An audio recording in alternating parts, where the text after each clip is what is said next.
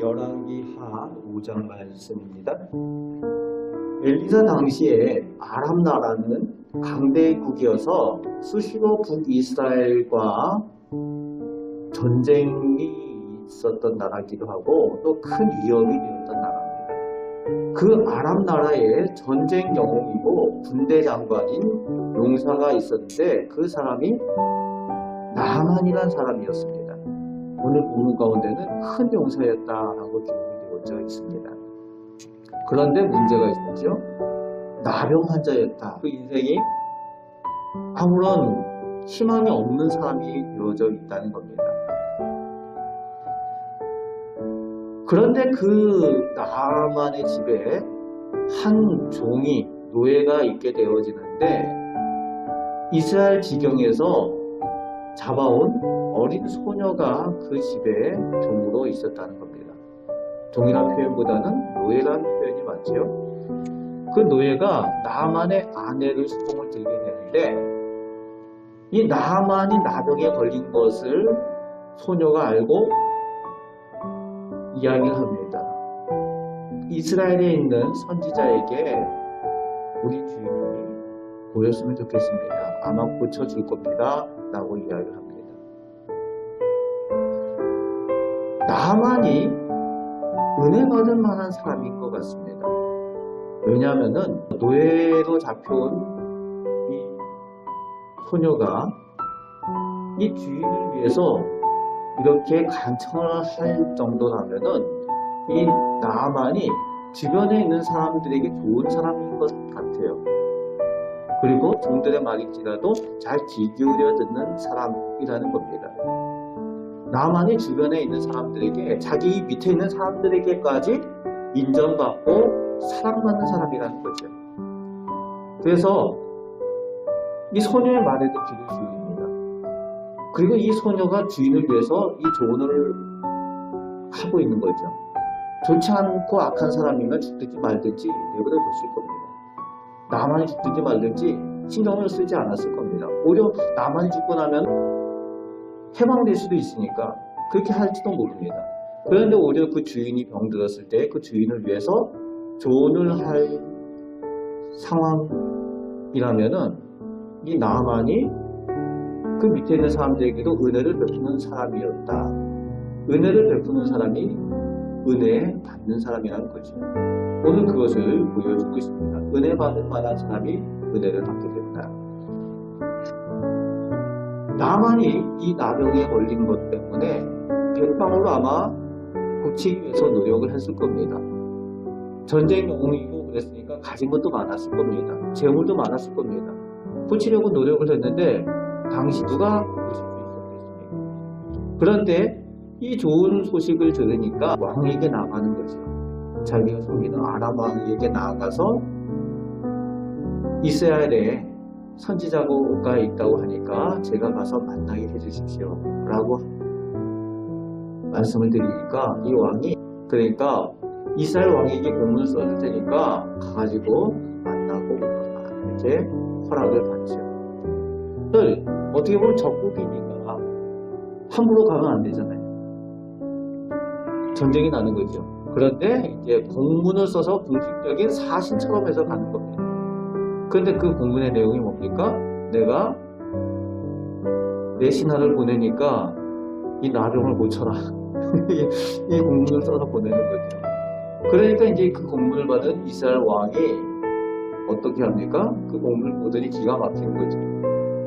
아니 내가 나병을 고칠 수 있는 하나님이냐? 왜 나한테 이러느냐고. 그래서 옷을 찢었다는 거죠. 옛날 같으면 조선에 명나라나 청나라 이 중국에서 그 사람 고쳐달라고 보내는 것과 공문을 보내가지고 왕에게 보내는 것과 똑같은 그런 상황입니다. 이 이스라엘 왕이 그렇게 했다는 얘기를 들으면 엘리사가 이 나아만을 나에게 보내십시오. 내가 고치겠습니다. 이렇게 얘기를 하는 거죠. 여호와 하나님께서 고치실 겁니다. 그래서 그 나아만이 이 엘리사 선지자에게 가게 되는데 엘리사 선지자의 모습이 우리가 보통 상상하는 생각하고 다르죠. 나아보지도 않습니다. 미국에서 군대 장관이 하나 왔는데 이 첫 동네에 있는 목사 하나가 있는데 밖에 내다보지도 않아요. 그것과 똑같아요. 그리고 종을 보내서 리드합니다. 요단강에 가서 7번 씻으라. 그러니까 이제 나만이 엄청나는 거죠. 감히 내가 누군지를 알고 강대국의 장관인데 나를 이렇게 푸대접해. 거기다가 저 또랑물에 가서 씻으라고 아람국에 봤을 때에 이 말 그대로 좋은 강, 깨끗하고 좋은 큰 강들이 많은데 그 북이스라엘이 있는 곳에는 저 밑에 유다가 아니니까 말 그대로 요단강은 동네 개울하고 별 차이가 없는 그런 상황입니다. 그때 화가 나서 나만이 얘기를 하죠. 내 생각에는 하면서 이야기를 합니다. 내 생각에는 나만의 생각이 뭡니까? 7절 말씀을 보면 내 생각에는 그가 내게로 나와서서 그의 하나님 여호와의 이름을 부르고 그의 손을 그 부위 위에 흔들어 나병을 고칠까 하였도다. 내 생각에는 지금까지 나만이 보아온 그 자기 나라에 있는 그런 무속인들이나 그런 우상을 섬기는 사람들이 이런 주술적인 행위를 할 때 그렇게 해온 것을 보아온 거죠. 자기들의 섬기는 신들의 이름을 부르면서 많이 흔들면서 막 이렇게 하는 그런 것들을 보았기 때문에 내 생각에는 이렇게 하는 거죠.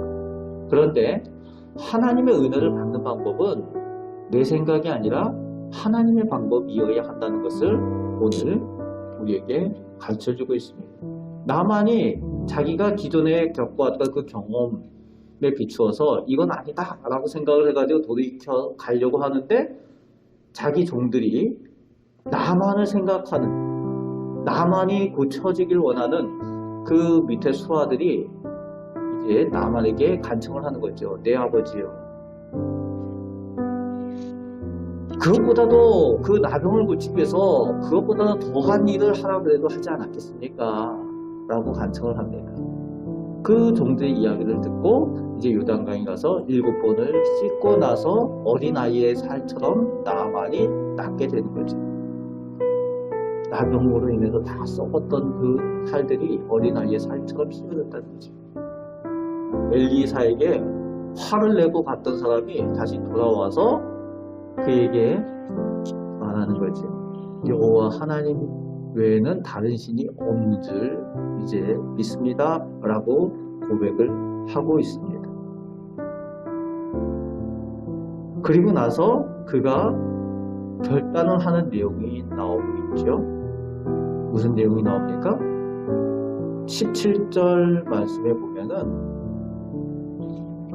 여호와 외에는 다른 신에게 제사를 드리지 않겠습니다 라고 말 그대로 이방 나라에서 온 장군이 그렇게 결단을 하고 고백을 하고 있는 내용이 17절 후반에 나오고 있습니다.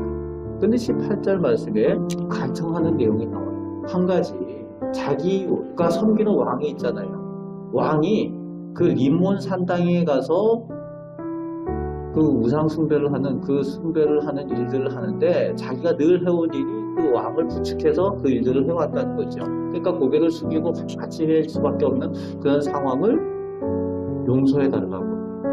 내가 하나님만 섬기겠는데 그 일들을 할 수밖에 없는 나를 용서해달라고. 그렇게 그것이 용서받아야 될 일이라는 것을 깨닫는 거예요. 하나님 외에 살아계신 신이 없는 줄 알고 나니까, 하나님을 알고 나니까 우상을 숭배하는 그 모양 자체도 하나님께서 기뻐하지 않을 수 있다는 것에 대한 그런 나만의 깨달음을 보여주고 있는 거죠. 그것을 용서해달라고. 아니 강대국의 장관이 와가지고 그 작은 나라 그 선지자에게 그런 고백들 하면서 그 용서를 구하고 있는 겁니다. 이런 고민들에 대한 얘기를 예전에 탤런트들을 이제 교구에서 만나고 그럴 때 이런 고민들에 대한 이야기를 들은 적이 있어요. 탤런트들이 하는 일들이 있잖아요. 연기를 할 때 어쩔 수 없이 저 절에 가서 그 연기를 하게 되고 또 무당 연기도 하게 되는 그런 경우도 있고 그런 경우도 있다는 거죠. 그런 고민들 합니다. 목사님 어떻게 하면 좋을까요? 가르쳐줬던 그 내용이 오늘 내용. 마음이 하나님께 있잖아요. 그러니까 연기입니다. 연기니까 연기 잘 하세요. 그렇게 해서 나만의 이 고민을 가지고 설명을 해줬던 그런 기억이 있습니다. 그러니까 19절 말씀에 엘리사가 이르되 너는 평안히 가라 라고 보내고 있습니다. 그리고 재물을 받지 않아요. 그 담례하기 위해서 주는 그 재물들을 왜 받지 않느냐? 아직은 아람 군대와 이스라엘이 늘 전쟁하는 가운데 있기 때문에 적국에서 주는 그런 사례를 받을 수 있는 그런 상황도 아니고 받아서도 안 되는 상황이라는 거죠. 그런데 그 엘리사에 좀 계하시라는 사람은 이 웃음이 있는 거죠. 그 엘리사의 마음을 알지 못하고 쫓아갑니다. 그러면서 20절 말씀에 보면은 후반에 보면 여호와께서 살아계심을 두고 맹세하노니 내가 그를 쫓아가서 무엇이든지 그에게 맡기라. 하나님의 이름을 건다고 해서 다 선한 게 아니라는 거예요. 오히려 하나님의 이름을 잘못 사용할 때에 하나님의 영광을 가리게 되고 하나님의 저주의 대상이 될 수 있다는 것을 오늘 게하시의 모습을 통해서 볼 수가 있습니다. 가서 재물을 받아옵니다. 엘리사가 이미 다 알고 있어요. 그리고 나서 자기뿐만이 아니라 자기 자손들에게까지 그 재앙이 미치게 되는 그 내용이 27절 말씀에 결론으로 나오고 있습니다. 오늘 본문을 통해서 우리가 확인하게 되는 것은 은혜 받을 만한 사람이 은혜를 받게 됩니다. 내 주변에 있는 사람들에게 좋은 영향을 끼치고 선한 모습으로 행하는 사람들이 하나님께도 은혜를 받는 사람이 되어진다라는 것을 오늘 본문을 통해서 볼 수가 있습니다. 나만이 하나님을 알지 못하는 그때에도 곁에 있는 사람들에게 선한 영향을 끼치는 사람이었다는 거죠. 그리고 두 번째는 하나님의 이름, 하나님의 은혜를 전해주는 사람이 되어야 됩니다. 종로 들어갔던 그 어린 소녀가 하나님을 소개할 때에 하나님의 은혜를 입을 수 있고 하나님을 나만이 알게 되었다는 거죠. 하나님을 믿게 되었다는 거죠. 오늘 우리들의 역할이 그렇습니다. 우리 이웃에게 나아가서 하나님을 전하고 하나님을 소개하는 일이 또 오늘 우리들의 일이라는 겁니다. 그리고 무엇보다도 사람의 방식이 아니라 내 생각에는 이것이 아니라 하나님의 방식으로 하나님 앞에 행할 때에 하나님의 은혜를 받는다라는 거죠. 나만이 기존에 생각했던 그 방식이 아니라 하나님의 방식으로 요단강에 들어갔을 때에 하나님의 은혜를 받고 복을 받은 것처럼 오늘도 우리가 신앙생활할 때 내 생각에는 아니라 하나님께서 원하시는 방식은 그 방식으로 신앙생활할 때에 하나님께서 오늘도 우리들 삶 가운데 은혜 베푸시고 하나님의 복을 허락하여 주시는 줄 믿습니다. 오늘도 이 말씀을 가지고 삶 가운데 나아가서 하나님의 방식으로 은혜 받고 승리하시며 살아가시는 귀한 성도들 다 되시길 바랍니다. 은혜가 풍성하신 아버지 하나님께서 오늘도 저희를 사랑하여 주시며 은혜 베푸시는 줄 믿습니다. 오늘도 나만이 하나님의 은혜를 보고 하나님을 알고 하나님의 복을 받는 것처럼 오늘도 저희들이 하나님의 말씀대로 살며 하나님의 복을 받기를 원합니다. 하나님 저희를 통하여 오늘도 영광받아 주옵소서. 또 저희들의 이웃들에게 나아가 하나님을 소개하고 함께 복을 받도록 복음을 전할 수 있도록 하여 주시옵소서. 저희들 삶을 통하여 하나님 영광받아 주옵소서. 우리를 사랑하시는 예수 그리스도의 이름으로 축복하며 기도합니다.